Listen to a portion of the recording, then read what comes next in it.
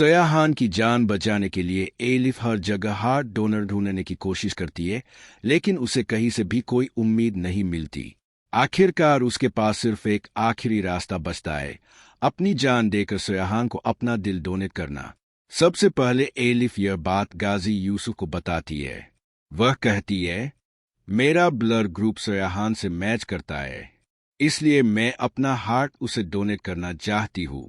यह सुनते ही गाजी यूसुफ अंदर ही अंदर खुश हो जाता है, क्योंकि उसे एलिफ की जिंदगी की कोई परवाह नहीं होती।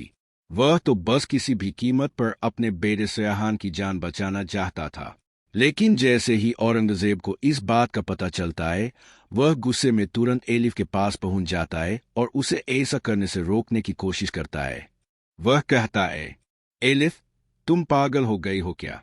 किसी के लिए अपनी जान देना कोई मोहब्बत नहीं होती। लेकिन एलिफ के लिए सयाहान की जिंदगी अपनी जिंदगी से ज्यादा जरूरी थी।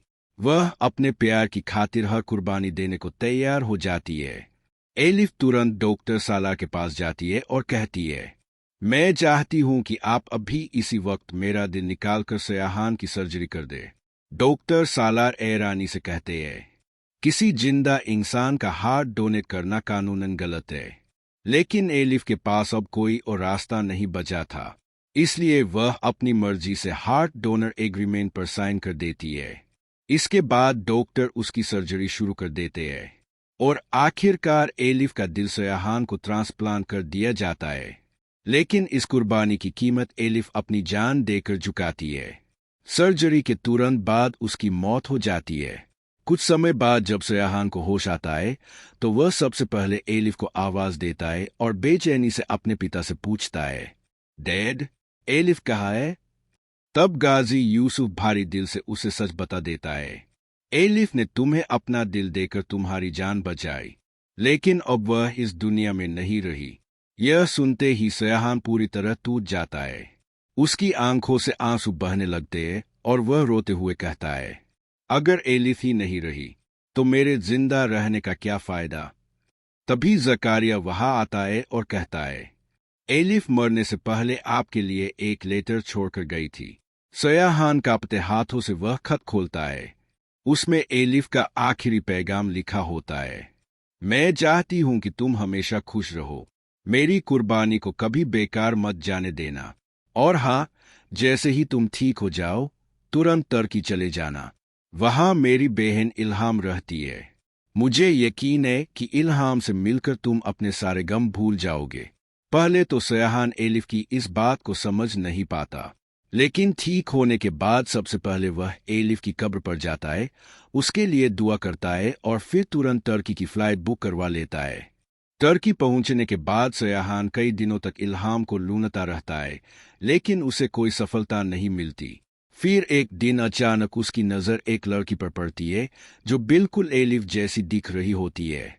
इल्हाम को देखते ही सयाहान हैरान रह जाता है, लेकिन इससे पहले कि वह उससे बात कर पाता, तभी वहां जावियारा जाता है जो इल्हाम का बॉयफ्रेंड लगता है। यह देखकर सयाहान चुपचाप वहां से चला जाता है, लेकिन वह खुद को रोक नहीं पाता। अगले ही दिन वह इल्हाम का पीछा करते हुए उसे मिलता है और उसे पूरी सच्चाई बता देता है। मैं सयाहान हूँ, मैंने एलिफ से शादी की थी, उसने मुझे अपना दिल देकर मेरी जान बचाई और उसी वजह से उसकी मौत हो गई।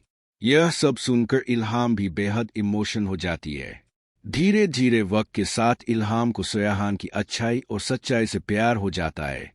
फिर एक दिन वह उसे कहती है, जावियार सिर्फ मेरा दोस्त है, मैं उससे नहीं बल्कि तुमसे प्यार करती हूँ और मैं चाहती हूँ कि हम जल्द से जल्द शादी कर ले।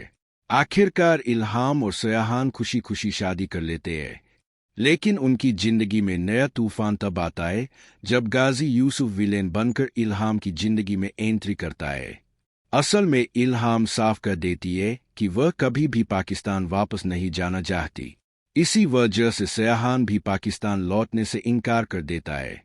यही बात गाजी यूसुफ को इल्हाम का दुश्मन बना देती है, क्योंकि वह चाहता था कि सयाहान वापस पाकिस्तान आकर उसका बिजनेस संभाले। अब सबसे बड़ा सवाल यह है, क्या सयाहान सच में पाकिस्तान वापस आएगा? क्या गाजी यूसुफ इल्हाम और सयाहान को अलग कर देगा? और क्या उनकी मोहब्बत हर मुश्किल का सामना कर पाएगी? दोस्तों, आपको क्या लगता है? क्या हमारी यह प्रेडिक्शन सही साबित होगी या नहीं? अपनी राय हमें कमेंट में जरूर बताइए। और जाने से पहले वीडियो को लाइक और चैनल को सब्सक्राइब करना बिल्कुल मत भूलिए।